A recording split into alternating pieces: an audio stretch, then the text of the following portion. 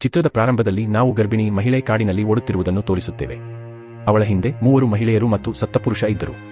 ಸತ್ತ ವ್ಯಕ್ತಿ ಈ ಗರ್ಭಿಣಿಯನ್ನು ಹಿಡಿಯುವ ದೆವ್ವ ಮತ್ತು ಅವಳನ್ನು ಕಾಡಿನಲ್ಲಿರುವ ಗುಡಿಸಲಿಗೆ ಕರೆತರುತ್ತಾನೆ.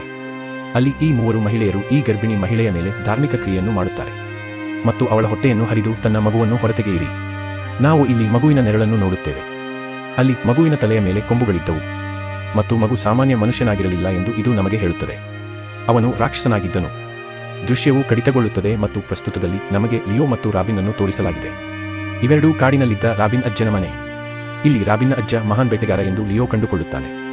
ಅನೇಕ ಪ್ರಾಣಿಗಳ ತಲೆಗಳನ್ನು ಸಂರಕ್ಷಿಸಿ ತನ್ನ ಮನೆಯಲ್ಲಿ ಇಟ್ಟುಕೊಂಡಿದ್ದ. ಇದನ್ನು ನೋಡಿದ ಲಿಯೋ ತುಂಬಾ ಪ್ರಭಾವಿತನಾಗಿದ್ದಾನೆ. ಇಲ್ಲಿ ರಾಬಿನ್ನ ಬಾಲ್ಯದಲ್ಲಿ ಮಾಡಿದ ವರ್ಣಚಿತ್ರವನ್ನು ಅವನು ಕಂಡುಕೊಳ್ಳುತ್ತಾನೆ. ಇದರಲ್ಲಿ ರಾಬಿನ್ ರಾಕ್ಷಸನೊಂದಿಗೆ ನಿಂತಿದ್ದ.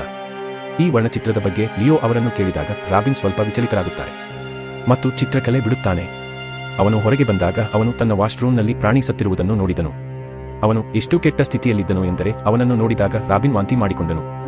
ಇಲ್ಲಿ ಸಿಂಹ ಬಂದು ಪ್ರಾಣಿಯನ್ನು ಸಮಾಧಿ ಮಾಡುತ್ತಾನೆ. ಅದರ ನಂತರ ಈ ಜನರು ತಮ್ಮ ಮನೆಗೆ ಹಿಂದಿರುಗುತ್ತಾರೆ ಮತ್ತು ಇದ್ದಕ್ಕಿದ್ದಂತೆ ಅವರು ಗುಂಡುಗಳ ಶಬ್ದವನ್ನು ಕೇಳುತ್ತಾರೆ. ಲಿಯೋ ಹೊರಗೆ ಹೋಗಿ ಪರಿಶೀಲಿಸಿದಾಗ ಅಲ್ಲಿ ಒಬ್ಬ ಬೇಟೆಗಾರ ಇದ್ದ ಮತ್ತು ಈ ಬೇಟೆಗಾರ ರಾಬಿನ್ನ ಅಜ್ಜನ ಸ್ನೇಹಿತನಾಗಿದ್ದನು. ಈ ಬೇಟೆಗಾರನ ಹೆಸರು ಆರ್ಥರ್ ಮತ್ತು ಈ ಸಮಯದಲ್ಲಿ ಆರ್ಥರ್ ತನ್ನ ಮಗಳು ಅಮೆಲಿಯಾಳನ್ನು ಹೊಂದಿದ್ದಳು. ಈ ಜನರು ಬೇಟೆಯಾಡಲು ಹೋದರು ಎಂದು ಆರ್ಥರ್ ಲಿಯೋಗೆ ಹೇಳುತ್ತಾನೆ ಮತ್ತು ಅವರು ಇಂದು ಬಹಳಷ್ಟು ಬೇಟೆಯಾಡಬೇಕಾಯಿತು ಏಕೆಂದರೆ ಹವಾಮಾನವು ಬದಲಾಗುತ್ತಿದೆ ಮತ್ತು ಚಳಿಗಾಲವು ಬರಲಿದೆ. ಚಳಿಗಾಲದಲ್ಲಿ ಬೇಟೆಗಾರ ಬೇಟೆಯಾಡುವುದಿಲ್ಲ. ಚಳಿಗಾಲ ಬಂತೆಂದರೆ ಸಾಕು, ಪ್ರಾಣಿಗಳು ಈ ಕಾಡಿನಿಂದ ಮಾಯವಾಗುತ್ತವೆ. ಪ್ರಾಣಿಗಳ ಜೊತೆಗೆ ಅನೇಕ ಮನುಷ್ಯರು ಸಹ ಕಣ್ಮರೆಯಾಗುತ್ತಾರೆ. ಕಳೆದ ಕೆಲವು ವರ್ಷಗಳಲ್ಲಿ ಅನೇಕ ಜನರು ಚಳಿಗಾಲದಲ್ಲಿ ಕಣ್ಮರೆಯಾಗುತ್ತಾರೆ. ಕಾಣೆಯಾದ ಮಾನವರಲ್ಲಿ ಒಬ್ಬರು ಮಿಲಾ. ಆದರೆ ಅವನು ತುಂಬಾ ಗಾಯಗೊಂಡನು. ಅವನ ಕೈಯಲ್ಲಿ ಗುಳ್ಳೆ ಇತ್ತು ಮತ್ತು ಸ್ವಲ್ಪ ಸಮಯದ ನಂತರ ನಿಧನರಾದರು. ಸಾಯುವ ಮೊದಲು ಕೊಂಬಿನ ವ್ಯಕ್ತಿಯಿಂದ ಚಿಕಿತ್ಸೆ ನೀಡಲಾಯಿತು ಎಂದು ಅವರು ಹೇಳಿದರು. ಇಲ್ಲಿ ಮಾಂಸಾಹಾರಿ ಎಂದು ಕರೆಯುತ್ತಾರೆ. ಮಾಂಸಾಹಾರಿಗಳು ಅಪಾಯಕಾರಿ ಸ್ಥಳಗಳ ಕಾವಲುಗಾರರಾಗಲು ಬಯಸುತ್ತಾರೆ ಏಕೆಂದರೆ ಚಳಿಗಾಲ ಬಂದ ತಕ್ಷಣ ಅವರು ಬೇಟೆಯಾಡಲು ಪ್ರಾರಂಭಿಸುತ್ತಾರೆ. ಇದನ್ನೆಲ್ಲ ಹೇಳಿದ ನಂತರ ಆರ್ಥರ್ ತನ್ನ ಮಗಳೊಂದಿಗೆ ಹೊರಡಲು ಬಯಸುತ್ತಾನೆ ಮತ್ತು ಅವನ ಮನೆಗೆ ಹಿಂತಿರುಗಿ ಬಂದು ರಾಬಿನ್ ಮತ್ತು ಲಿಯೋಗೆ ತನ್ನ ಬಾಲ್ಯದ ಕಥೆಗಳನ್ನು ಹೇಳಲು ಪ್ರಾರಂಭಿಸುತ್ತಾನೆ. ಅವನ ಅಜ್ಜ ಅವನನ್ನು ಬೇಟೆಗೆ ಕರೆದುಕೊಂಡು ಹೋಗುತ್ತಿದ್ದಾಗ ಸ್ವಲ್ಪ ಸಮಯದ ನಂತರ ಅಜ್ಜ ಅವರ ಮುಂದೆ ಜಿಂಕೆಯನ್ನು ಬೇಟೆಯಾಡಿದರು ಮತ್ತು ಜಿಂಕೆಯ ಕಣ್ಣುಗಳನ್ನು ತಿನ್ನಲು ರಾಬಿನ್ ಕೇಳಿದರು. ರಾಬಿನ್ ತುಂಬಾ ಹೆದರುತ್ತಿದ್ದರು ಮತ್ತು ಆ ದಿನದಿಂದ ಅವನು ತನ್ನ ಅಜ್ಜನನ್ನು ನೋಡಿಲ್ಲ. ಚಿತ್ರದ ಪ್ರಾರಂಭದಲ್ಲಿ ನಾವು ನೋಡಿದ 3 ಮಹಿಳೆಯರು ಎಂದು ದೃಶ್ಯವನ್ನು ತೋರಿಸಲಾಗಿದೆ. 3 ಮತ್ತೆ ತಮ್ಮ ಸತ್ತ ಕಾವಲುಗಾರರೊಂದಿಗೆ ರಾಬಿನ್ನ ಮನೆಯ ಕಡೆಗೆ ಹೋಗುತ್ತಿದ್ದಾರೆ. ಅವರ ಹೆಜ್ಜೆಗಳನ್ನು ಕೇಳಿದ ನಂತರ ಲಿಯೋ ಎಚ್ಚರಗೊಳ್ಳುತ್ತಾನೆ ಮತ್ತು ಟಾರ್ಚ್ನೊಂದಿಗೆ ಪರೀಕ್ಷಿಸಲು ಹೊರಡುತ್ತಾನೆ. ಅವನ ಹಿಂದೆ ರಾಬಿನ್ ಕೂಡ ಬರುತ್ತಾನೆ ಮತ್ತು ಅವರು ಮೊದಲು ಆ ಎತ್ತರದ ಸತ್ತ ಸಿಬ್ಬಂದಿಯನ್ನು ನೋಡುತ್ತಾರೆ. ಅವನನ್ನು ನೋಡಿದ ತಕ್ಷಣ ಇಬ್ಬರಿಗೂ ಭಯವಾಗುತ್ತದೆ. ಆದರೆ ಲಿಯೋ ಎದ್ದು ತನ್ನ ಶಾಟ್ಗನ್ನಿಂದ ಅವನ ಮೇಲೆ ದಾಳಿ ಮಾಡುತ್ತಾನೆ. ಈ ದಾಳಿಯು ಸತ್ತ ಕಾವಲುಗಾರನ ಮೇಲೆ ಹೆಚ್ಚು ಪರಿಣಾಮ ಬೀರುವುದಿಲ್ಲ. ಆದರೆ ಸತ್ತ ಕಾವಲುಗಾರನು ಕೇವಲ ಒಂದು ದಾಳಿಯಿಂದ ಲಿಯೋನನ್ನು ಪ್ರಜ್ಞಾಹೀನಗೊಳಿಸುತ್ತಾನೆ. ಅದರ ನಂತರ ಈ 3 ಮಹಿಳೆಯರು ಬಲವಂತವಾಗಿ ರಾಬಿನ್ ಕೆಲವು ವಿಲಕ್ಷಣ ದ್ರವವನ್ನು ಕುಡಿಯುವಂತೆ ಮಾಡಿದರು. ಇದು ಅವಳನ್ನು ಪ್ರಜ್ಞಾಹೀನಗೊಳಿಸುತ್ತದೆ. ಅವಳು ಪ್ರಜ್ಞೆಯನ್ನು ಮರಳಿ ಪಡೆದಾಗ ಅವಳು ಮರಕ್ಕೆ ಕಟ್ಟಲ್ಪಟ್ಟಿರುವುದನ್ನು ಕಂಡುಕೊಳ್ಳುತ್ತಾಳೆ. ಆಕೆಯ ಗಂಡನನ್ನು ಮರಕ್ಕೆ ಕಟ್ಟಲಾಗಿತ್ತು. ಅವಳ ಅಜ್ಜನ ಸ್ನೇಹಿತ ಆರ್ಥರ್ ಮತ್ತು ಅವನ ಮಗಳು ಅಮೆಲಿಯಾ, ಇತರ 2 ಹುಡುಗಿಯರೊಂದಿಗೆ ಮರಕ್ಕೆ ಕಟ್ಟಿದ್ದವರು.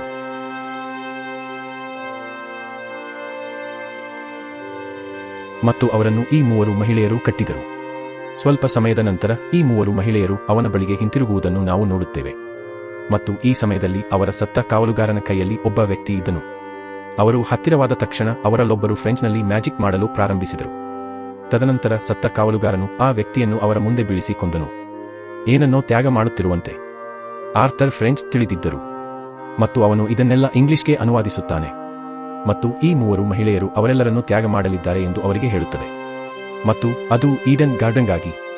ಈ 3 ಮಹಿಳೆಯರು ಯಾರು ಎಂದು ಕೇಳಿದಾಗ ಅವರಲ್ಲಿ ಒಬ್ಬರು ಅವರು ಸಹೋದರಿಯರು ಎಂದು ಹೇಳುತ್ತಾರೆ ಮತ್ತು ಅವರು ಈ ಅರಣ್ಯ ಮತ್ತು ಇಲ್ಲಿನ ಪ್ರಾಣಿಗಳನ್ನು ರಕ್ಷಿಸುತ್ತಾರೆ ಮತ್ತು ಅವರು ಕಾರ್ನಾರ್ವಸ್ ಅನ್ನು ಆರಾಧಿಸುತ್ತಾರೆ. ಕಾರ್ನಾರ್ವಸ್ ನಮ್ಮ ದೇವರು. ಮನುಷ್ಯರಿಗೆ ಬೇಟೆಯಾಡುವುದನ್ನು ಕಲಿಸಿದವನು ಅವನು ಮತ್ತು ಕಾರ್ನಾರ್ವಸ್ನ ಮೊದಲ ಬೇಟೆಯಿಂದ ಜಗತ್ತಿನಲ್ಲಿ ಮರಗಳು ಇಲ್ಲಿ ಬೆಳೆಯಲು ಪ್ರಾರಂಭಿಸಿದವು. ಕಾರ್ನಾರ್ವಸ್ ಮತ್ತೆ ಬರುತ್ತಾನೆ ಎಂದು ಈ ಮಹಿಳೆಯರು ಅವನಿಗೆ ಹೇಳುತ್ತಾರೆ ಮತ್ತು ಇಲ್ಲಿ ಈ ಎಲ್ಲ ಜನರನ್ನು ಬೇಟೆಯಾಡುತ್ತದೆ. ಅವರು ಇದನ್ನು ಹೇಳಿದ ತಕ್ಷಣ ಅವನು ಎಲ್ಲರನ್ನೂ ಇಲ್ಲಿಂದ ಮುಕ್ತಗೊಳಿಸುತ್ತಾನೆ ಮತ್ತು ಕಾಡಿನಲ್ಲಿ ವಿವಿಧ ದಿಕ್ಕುಗಳಲ್ಲಿ ಓಡಲು ಎಲ್ಲರಿಗೂ ಹೇಳುತ್ತದೆ ಏಕೆಂದರೆ ಕಾರ್ನಾರ್ವಸ್ ಓಡುವಾಗ ತನ್ನ ಬೇಟೆಯನ್ನು ಬೇಟೆಯಾಡುತ್ತಿದ್ದ. ಈ ಜನರಿಗೆ ಓಡುವುದನ್ನು ಬಿಟ್ಟು ಬೇರೆ ಆಯ್ಕೆ ಇರಲಿಲ್ಲ. ಅವರಿಗೆ ಈ ಕಾಡಿನಿಂದ ಹೊರಬರಲು ಸಾಧ್ಯವಾಗಲಿಲ್ಲ ಏಕೆಂದರೆ ಈ ಕಾಡು ದೊಡ್ಡದಾಗಿತ್ತು. ಕಾಡಿನ ಹೊರಗಿರುವ ಹತ್ತಿರದ ಹಳ್ಳಿಯು ದಿನಗಟ್ಟಲೆ ದೂರವಿತ್ತು. ಈ ಜನರು ಬೇರ್ಪಟ್ಟಾಗ ಆರ್ಥರ್ ತನ್ನ ಮಗಳು ಅಮೆಲಿಯಾವನ್ನು ಹುಡುಕಲು ಪ್ರಾರಂಭಿಸುತ್ತಾನೆ ರಾಬಿನ್ ತನ್ನ ಪತಿ ಲಿಯೋನನ್ನು ಹುಡುಕಲು ಪ್ರಾರಂಭಿಸಿದಾಗ. ಆದರೆ ಇಲ್ಲಿ ಅದಕ್ಕೆ ತದ್ವಿರುದ್ಧ. ಆರ್ಥರ್ ಲಿಯೋನನ್ನು ಕಂಡುಕೊಂಡರೆ ರಾಬಿನ್ ಅಮೆಲಿಯಾಳನ್ನು ಹುಡುಕುತ್ತಾನೆ. ಆರ್ಥರ್ಗೆ ಇಲ್ಲಿಂದ ಹೋಗುವಂತೆ ಲಿಯೋ ಹೇಳುತ್ತಾನೆ. ಆದರೆ ಅದು ಸಾಧ್ಯವಿಲ್ಲ ಎಂದು ಆರ್ಥರ್ ಹೇಳುತ್ತಾನೆ. ಏಕೆಂದರೆ ಇಲ್ಲಿಂದ ಹೊರಬರಲು ನಮಗೆ ದಿನಗಳು ಬೇಕಾಗುತ್ತವೆ. ಮತ್ತು ಅದಕ್ಕೂ ಮೊದಲು ನಾವು ಓಡುವುದನ್ನು ನೋಡುವಾಗ ಅವನು ಕಾರ್ನಾರ್ವಸ್ನನ್ನು ಕೊಲ್ಲುತ್ತಾನೆ. ಮತ್ತು ಕಾರ್ನಾರ್ವಸ್ ತನ್ನ ಕೊನೆಯ ಬೇಟೆಯನ್ನು ಕೊಲ್ಲುವವರೆಗೂ ಅವನು ನಿಲ್ಲುವುದಿಲ್ಲ. ಕಾರ್ನಾರ್ವಸ್ನನ್ನು ಬೇಟೆಯಾಡಲು ಇಲ್ಲಿಗೆ ಕರೆತಂದ ಇಬ್ಬರು ಹುಡುಗಿಯರನ್ನು ನಮಗೆ ತೋರಿಸಲಾಗಿದೆ. ಇಲ್ಲಿಂದ ತಪ್ಪಿಸಿಕೊಳ್ಳಲು ಯತ್ನಿಸುತ್ತಿದ್ದರು. ಆದರೆ ತಪ್ಪಾಗಿ ಅವರಲ್ಲೊಬ್ಬ ಹುಡುಗಿಯ ಪಾದವನ್ನು ಬಲೆಗೆ ಹಾಕುತ್ತಾನೆ. ಇದು ಕಾರ್ನಾರ್ವಸ್ ಬೀಸಿದ ಬಲೆ. ಮತ್ತು ಹುಡುಗಿ ತನ್ನ ಪಾದವನ್ನು ಬಲೆಗೆ ಹಾಕಿದ ತಕ್ಷಣ ಕಾರ್ನಾರ್ವಸ್ ಕಂಡುಹಿಡಿಯುತ್ತಾನೆ. ಮತ್ತು ಕಾರ್ನಾರ್ವಸ್ ಇತರ ಹುಡುಗಿಯನ್ನು ಕೊಂದು ಇಲ್ಲಿಂದ ಕರೆದುಕೊಂಡು ಹೋಗುತ್ತಾನೆ. ಮತ್ತು ಇನ್ನೊಬ್ಬ ಹುಡುಗಿ ಇಲ್ಲಿಂದ ಓಡಿ ಹೋಗುತ್ತಾಳೆ. ನಾವು ಅಮೆಲಿಯಾ ಮತ್ತು ರಾಬಿನ್ ಅನ್ನು ಮತ್ತೆ ನೋಡುತ್ತೇವೆ. ಅಡಗಿಕೊಳ್ಳಲು ಸುರಕ್ಷಿತ ಸ್ಥಳವನ್ನು ಹುಡುಕುತ್ತಿದ್ದವರು. ಇನ್ನೊಂದು ಬದಿಯಲ್ಲಿ ಲಿಯೋ ಮತ್ತು ಆರ್ಥರ್ ಕೂಡ ಮರವನ್ನು ಸಂಗ್ರಹಿಸುತ್ತಿದ್ದರು, ಅವರ ಆಶ್ರಯವನ್ನು ಮಾಡಲು. ಆದರೆ ಆಗಲೇ ದೈತ್ಯ ಆರ್ಥರ್ ಲಿಯೋ ಮೇಲೆ ದಾಳಿ ಮಾಡುತ್ತಾನೆ. ಈ ಮರವು ಲಿಯೋನ ತಲೆಯ ಮೇಲಿತ್ತು. ಅವನಿಗೆ ಪ್ರಜ್ಞೆ ತಪ್ಪಿತು. ಅವನಿಗೆ ಪ್ರಜ್ಞೆ ಬಂದಾಗ ಅವನು ತನ್ನನ್ನು ತಾನೇ ಮರಕ್ಕೆ ಕಟ್ಟಿಕೊಂಡನು. ಆರ್ಥರ್ ಇದನ್ನು ಕಂಡುಹಿಡಿದನು. ಆರ್ಥರ್ ಅಮೆಲಿಯಾಗಾಗಿ ಇದನ್ನೆಲ್ಲ ಮಾಡುತ್ತಿದ್ದೇನೆ ಎಂದು ಹೇಳುತ್ತಾನೆ. ನಾನು ಬೇಟೆಗಾರ, ಅಂದರೆ ನಾನೇ ಬೇಟೆಗಾರ. ನಾನು ಯಾರ ಬೇಟೆಯಾಗಲು ಸಾಧ್ಯವಿಲ್ಲ. ಇದನ್ನು ಹೇಳಿದ ತಕ್ಷಣ ಆರ್ಥರ್ ಅಲ್ಲಿಂದ ಹೊರಟು ಹೋಗುತ್ತಾನೆ. ಆದರೆ ಸ್ವಲ್ಪ ಸಮಯದಲ್ಲೇ ಕಾರ್ನಾರ್ವಸ್ನ ಕಣ್ಣುಗಳು ಲಿಯೋ ಮೇಲೆ ಬೀಳುತ್ತವೆ. ಮೊದಲನೆಯದಾಗಿ ಅವನು ಲಿಯೋವನ್ನು ತೆರೆಯುತ್ತಾನೆ ಮತ್ತು ಅವನನ್ನು ಮುಕ್ತಗೊಳಿಸುತ್ತಾನೆ. ಇದರಿಂದ ಲಿಯೋ ಓಡಿಹೋಗಬಹುದು. ಲಿಯೋ ಓಡಿಹೋಗುವಾಗ ಅವನು ಇದ್ದಕ್ಕಿದ್ದಂತೆ ತನ್ನ ಬಾಣದಿಂದ ಲಿಯೋನ ಭುಜದ ಮೇಲೆ ದಾಳಿ ಮಾಡಿ ಅವನನ್ನು ಕೊಂದನು. ಇದು ಕಾರ್ನಾರ್ವಸ್ನ ಕೊಲೆಯ ಶೈಲಿಯಾಗಿತ್ತು. ಅವನು ತನ್ನ ಬೇಟೆಯನ್ನು ಅಷ್ಟು ಸುಲಭವಾಗಿ ಕೊಲ್ಲಲಿಲ್ಲ. ಅವನು ಅದನ್ನು ಆನಂದಿಸಲಿಲ್ಲ. ಅವನು ತನ್ನ ಬೇಟೆಯನ್ನು ಮುಕ್ತಗೊಳಿಸಿದನು. ಅವನು ಬಳಲುತ್ತಿರುವುದನ್ನು ನೋಡಿದನು. ತದನಂತರ ಅವನನ್ನು ಕೊಂದರು. ಇಲ್ಲಿ ಆರ್ಥರ್ ಅಮೆಲಿಯಾ ಮತ್ತು ರಾಬಿನ್ ಅನ್ನು ಕಂಡುಕೊಂಡಿದ್ದಾನೆ ಎಂದು ತೋರಿಸಲಾಗಿದೆ. ಇಬ್ಬರನ್ನು ರಕ್ಷಿಸಿ ಸುರಕ್ಷಿತ ಸ್ಥಳಕ್ಕೆ ಕರೆದುಕೊಂಡು ಹೋಗುತ್ತಾನೆ. ಇಲ್ಲಿ ರಾಬಿನ್ ಲಿಯೋ ಬಗ್ಗೆ ಕೇಳುತ್ತಾನೆ. ಲಿಯೋ ಸತ್ತಿದ್ದಾನೆ ಎಂದು ಆರ್ಥರ್ ಉತ್ತರಿಸುತ್ತಾನೆ. ಇದನ್ನು ಕೇಳಿದ ರಾಬಿನ್ ಆಘಾತಕ್ಕೊಳಗಾಗುತ್ತಾನೆ. ಲಿಯೋನನ್ನು ಆರ್ಥರ್ ಕೊಂದನೆಂದು ಅವನು ಭಾವಿಸಿದನು. ಆದ್ದರಿಂದ ಅವನು ಆರ್ಥರ್ ಮೇಲೆ ಆಕ್ರಮಣ ಮಾಡುತ್ತಾನೆ. ಆದರೆ ಆರ್ಥರ್ ತನ್ನ ಕೈಯಲ್ಲಿದ್ದ ಕೋಲಿನಿಂದ ತನ್ನನ್ನು ರಕ್ಷಿಸಿಕೊಳ್ಳುತ್ತಾನೆ ಮತ್ತು ಬದಲಾಗಿ ಅವನ ಮೇಲೆ ದಾಳಿ ಮಾಡುತ್ತಾನೆ. ಅವನು ರಾಬಿನ್ ಅನ್ನು ಕೊಲ್ಲುವ ಮೊದಲು ಅಮೆಲಿಯಾ ತನ್ನ ತಂದೆಯನ್ನು ಶಪಿಸುತ್ತಾಳೆ. ಏತನ್ಮಧ್ಯೆ ಕಾರ್ನಾರ್ವಸ್ ತನ್ನನ್ನು ಹಿಂಬಾಲಿಸುತ್ತಿರುವುದನ್ನು ರಾಬಿನ್ ನೋಡುತ್ತಾನೆ. ಆರ್ಥರ್ ಮೇಲೆ ದಾಳಿ ಮಾಡಿದ ರಾಬಿನ್ ತನ್ನನ್ನು ರಕ್ಷಿಸಿಕೊಂಡು ಓಡಿಹೋಗುತ್ತಾನೆ. ನಾವು ಮೂವರು ಸಹೋದರಿಯರನ್ನು ದೃಶ್ಯದಲ್ಲಿ ನೋಡುತ್ತೇವೆ. ಕಾಡಿನಲ್ಲಿ ಆಚರಣೆ ಮಾಡುತ್ತಿದ್ದವರು ಮತ್ತು ಅವರು ಮನುಷ್ಯರಲ್ಲ ಎಂದು ನಾವು ಕಲಿಯುತ್ತೇವೆ. ಆದರೆ ಮಾಟಗಾತಿಯರು. ಕಾರ್ನಾರ್ವಸ್ ಆರ್ಥರ್ನನ್ನು ಕೊಂದ ನಂತರ ಅವನ ಮಗಳು ಅಮೆಲಿಯಾ ಕೂಡ ಓಡಿಹೋದಳು. ಅವಳು ಕಾಡಿನಲ್ಲಿ ರಾಬಿನ್ ಅನ್ನು ಹುಡುಕುತ್ತಿದ್ದಳು. ಆದರೆ ನಂತರ ಅವಳು ಇನ್ನೊಬ್ಬ ಹುಡುಗಿಯನ್ನು ಭೇಟಿಯಾಗುತ್ತಾಳೆ. ಕಾರ್ನಾರ್ವಸ್ನನ್ನು ಬೇಟೆಯಾಡಲು ಅವಳೊಂದಿಗೆ ಕಟ್ಟಿಕೊಂಡಿದ್ದ ಹುಡುಗಿ ಆಕಸ್ಮಿಕವಾಗಿ ಬಲೆಯಲ್ಲಿ ಹೆಜ್ಜೆ ಹಾಕುತ್ತಾಳೆ ಮತ್ತು ಕಾರ್ನಾರ್ವಸ್ ಅವಳನ್ನು ಹಿಡಿಯಲು ಬರುತ್ತಾನೆ. ಅಮೆಲಿಯಾ ತನ್ನ ಕಣ್ಣುಗಳ ಮುಂದೆ ಸತ್ತಿರುವುದನ್ನು ನೋಡುತ್ತಾಳೆ. ಅಮೆಲಿಯಾ ಓಡಿಹೋಗುತ್ತಾಳೆ. ಓಡಿಹೋಗುವಾಗ ಅವಳು ರಾಬಿನ್ನನ್ನು ಭೇಟಿಯಾಗುತ್ತಾಳೆ. ಅವರು ತಪ್ಪಿಸಿಕೊಳ್ಳುವ ಮಾರ್ಗವನ್ನು ಹುಡುಕಲು ಪ್ರಾರಂಭಿಸುತ್ತಾರೆ. ರಾಬಿನ್ ಆಕಸ್ಮಿಕವಾಗಿ ಬಲೆಯ ಮೇಲೆ ಹೆಜ್ಜೆ ಹಾಕುತ್ತಾನೆ ಮತ್ತು ಕಾರ್ನಾರ್ವಸ್ ಅವರ ಬಗ್ಗೆ ತಿಳಿದುಕೊಳ್ಳುತ್ತಾನೆ. ಕಾರ್ನಾರ್ವಸ್ನಿಂದ ತಪ್ಪಿಸಿಕೊಳ್ಳಲು ಅವರು ಬುದ್ಧಿವಂತಿಕೆಯಿಂದ ವರ್ತಿಸುತ್ತಾರೆ. ಅವರು ಹುಲ್ಲಿನಲ್ಲಿ ಅಡಗಿಕೊಳ್ಳುತ್ತಾರೆ. ಕಾರ್ನಾರ್ವಸ್ ಅವರನ್ನು ತೊರೆದರು ಎಂದು ಅವರು ತಿಳಿದಾಗ ಅವರು ಓಡಿಹೋಗಲು ಪ್ರಾರಂಭಿಸುತ್ತಾರೆ. ಇದ್ದಕ್ಕಿದ್ದಂತೆ ಕಾರ್ನಾರ್ವಸ್ ಅಮೆಲಿಯಾಳ ಭುಜದ ಮೇಲೆ ದಾಳಿ ಮಾಡುತ್ತಾನೆ. ರಾಬಿನ್ ಅಮೆಲಿಯಾಳನ್ನು ಉಳಿಸಲು ಪ್ರಯತ್ನಿಸುತ್ತಾನೆ. ಆದರೆ ನಂತರ ಕಾರ್ನಾರ್ವಸ್ ಅವನ ಬಳಿಗೆ ಬರುತ್ತಾನೆ ಮತ್ತು ಅವನನ್ನು ಕತ್ತು ಹಿಸುಕುತ್ತಾನೆ. ನಂತರ ಅವರನ್ನು ಕಾಡಿನಲ್ಲಿರುವ ಗುಡಿಸಲಿಗೆ ಕರೆದೊಯ್ಯುತ್ತಾನೆ. ಅಲ್ಲಿ ಮಾಟಗಾತಿಯರು ಆಚರಣೆಯನ್ನು ನಡೆಸುತ್ತಿದ್ದರು. ಅವನು ಇಲ್ಲಿಗೆ ಬಂದು ಹೇಳುತ್ತಾನೆ, ಅಮೆಲಿಯಾ ಸಾಯಬೇಕಾಗುತ್ತದೆ. ರಾಬಿನ್ ಶಾಶ್ವತವಾಗಿ ಬದುಕುತ್ತಾನೆ ಮತ್ತು ನನ್ನ ಗುಲಾಮನಾಗಿರುತ್ತಾನೆ. ಇದನ್ನು ರಾಬಿನ್ ಅವರ ಅಜ್ಜ ಭರವಸೆ ನೀಡಿದರು. ವಾಸ್ತವವಾಗಿ ರಾಬಿನ್ ಅವರ ಅಜ್ಜ ಕಾರ್ನಾರ್ವಸ್ಸನ್ನು ಅವರ ದೇವರಾಗಿ ಪರಿಗಣಿಸಿದ್ದಾರೆ. ಆತನನ್ನು ಪೂಜಿಸುತ್ತಿದ್ದರು ಮತ್ತು ಅವನು ಅವನೊಂದಿಗೆ ತುಂಬಾ ಗೀಳನ್ನು ಹೊಂದಿದ್ದನು. ಹಸ್ತಾಂತರಿಸುವುದಾಗಿ ಭರವಸೆ ನೀಡಿದರು. ಕಾರ್ನಾರ್ವಸ್ಗೆ ಅವನ ಕುಟುಂಬದಲ್ಲಿ ಜನಿಸಿದ ಮೊದಲ ಹುಡುಗಿ. ಅವನು ಅವಳನ್ನು ತನ್ನ ಸೇವಕನನ್ನಾಗಿ ಮಾಡುವನು.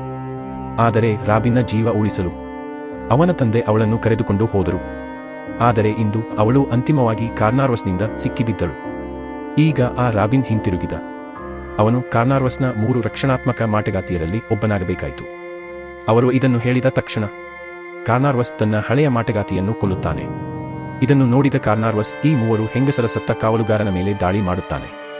ಅವರ ಮೇಲೆ ದಾಳಿ ಮಾಡಿದ ನಂತರ ಮುಖ್ಯ ಹೋರಾಟ ಪ್ರಾರಂಭವಾಗುತ್ತದೆ. ಅಮೆಲಿಯಾ ಓಡಿಹೋಗಲು ಪ್ರಯತ್ನಿಸುತ್ತಾಳೆ. ಆದರೆ ಮಾಟಗಾತಿ ಅವಳನ್ನು ಹಿಡಿಯುತ್ತಾಳೆ ಮತ್ತು ರಾಬಿನ್ನ ಹೊಟ್ಟೆಯಲ್ಲಿ ಎರಡನೇ ಮಾಟಗಾತಿಯನ್ನು ಇರಿದ. ಮಾಟಗಾತಿ ರಾಬಿನ್ ಅನ್ನು ಸಂಪೂರ್ಣವಾಗಿ ಕೊಲ್ಲುವ ಮೊದಲು ಅಮೆಲಿಯಾ ಮಾಟಗಾತಿಯ ಬಟ್ಟೆಗೆ ಬೆಂಕಿ ಹಚ್ಚುತ್ತಾಳೆ. ಇದನ್ನು ನೋಡಿದ ಎರಡನೇ ಮಾಟಗಾತಿ ಅಮೆಲಿಯಾ ಮೇಲೆ ದಾಳಿ ಮಾಡಲು ಮುಂದಾದಳು. ಆಗ ಅಮೆಲಿಯಾ ಕಾರ್ನಾರ್ವಸ್ನ ಆಯುಧವನ್ನು ಎತ್ತಿಕೊಳ್ಳುತ್ತಾಳೆ. ಮಾಟಗಾತಿಯ ಹೊಟ್ಟೆಯಲ್ಲಿ ಇರಿದು ಕೊಲ್ಲುತ್ತಾನೆ. ಸತ್ತ ಕಾವಲುಗಾರನನ್ನು ಸೋಲಿಸಿದ ನಂತರ ಕಾರ್ನಾರ್ವಸ್ ಕೂಡ ಹಿಂತಿರುಗಿದ್ದನ್ನು ನಾವು ನೋಡುತ್ತೇವೆ. ಅಮೆಲಿಯಾ ಸಾಯಬೇಕಾಗುತ್ತದೆ ಎಂದು ಅವನು ರಾಬಿನ್ಗೆ ಹೇಳುತ್ತಾನೆ. ಇದನ್ನು ಕೇಳಿದ ರಾಬಿನ್ ಅಮೆಲಿಯಾಳನ್ನು ಓಡಿ ಹೋಗುವಂತೆ ಹೇಳುತ್ತಾನೆ ಮತ್ತು ಕಾರ್ನಾರ್ವಸ್ನ ಆಯುಧದಿಂದ ಕತ್ತು ಹಿಸುಕಿಕೊಳ್ಳುತ್ತಾನೆ. ರಾಬಿನ್ ಸಾಯುವುದನ್ನು ನೋಡಿ ಕಾರ್ನಾರ್ವಸ್ ಕೂಡ ಅಳಲು ಶುರು ಮಾಡಿದ, ಏಕೆಂದರೆ ಅವನ 3 ರಕ್ಷಣಾತ್ಮಕ ಮಾಟಗಾತಿಯರು ಕೊಲ್ಲಲ್ಪಟ್ಟರು. ಆದರೆ ಈಗ ಅವನಿಗೆ ಕೆಲಸ ಮಾಡಲು ಯಾರೂ ಇರಲಿಲ್ಲ. ಅವನು ಇಲ್ಲಿಯೇ ನಿಂತು ಅಮೆಲಿಯಾ ಓಡಿ ಹೋಗುವುದನ್ನು ನೋಡುತ್ತಲೇ ಇರುತ್ತಾನೆ. ಅದರ ನಂತರ ದೃಶ್ಯವನ್ನು ಕತ್ತರಿಸಲಾಗುತ್ತದೆ ಮತ್ತು ಅದನ್ನು ನಮಗೆ ತೋರಿಸಲಾಗುತ್ತದೆ. ಅಮೆಲಿಯಾ ಕಾಡಿನಲ್ಲಿ ರಕ್ತದಿಂದ ಮಲಗಿದ್ದಳು. ಅವಳು ಇನ್ನೂ ಜೀವಂತವಾಗಿದ್ದಳು. ಇದು 3 ಬೇಟೆಗಾರರಿಂದ ಪ್ರಭಾವಿತವಾಗಿದೆ ಮತ್ತು ಅವರು ಸರಿಯಾದ ಸಮಯದಲ್ಲಿ ಅಮೆಲಿಯಾಳನ್ನು ರಕ್ಷಿಸುತ್ತಾರೆ ಮತ್ತು ಆಕೆಯ ಜೀವವನ್ನು ಉಳಿಸುತ್ತಾರೆ. ಕಥೆಯ ಕೊನೆಯ ದೃಶ್ಯದಲ್ಲಿ ನಾವು ಅದನ್ನು ಹೇಳುತ್ತೇವೆ. ಚಿತ್ರದ ಪ್ರಾರಂಭದಲ್ಲಿ ಓಡಿಹೋಗುತ್ತಿದ್ದ ಗರ್ಭಿಣಿ ಮಹಿಳೆ. ಈ 3 ಮಾಟಗಾತಿಯರು ಅವಳ ಮೂಲಕ ಕಾರ್ನಾರ್ವಸ್ಗೆ ಜನ್ಮ ನೀಡಿದರು ಮತ್ತು ಈಗ ಎಲ್ಲಾ 3 ಮಾಟಗಾತಿಯರು ಸತ್ತರು. ಕಾರ್ನಾರ್ವಸ್ ಸಿನಿಮಾ ಇಲ್ಲಿಗೆ ಮುಗಿಯುತ್ತದೆ. ಧನ್ಯವಾದಗಳು.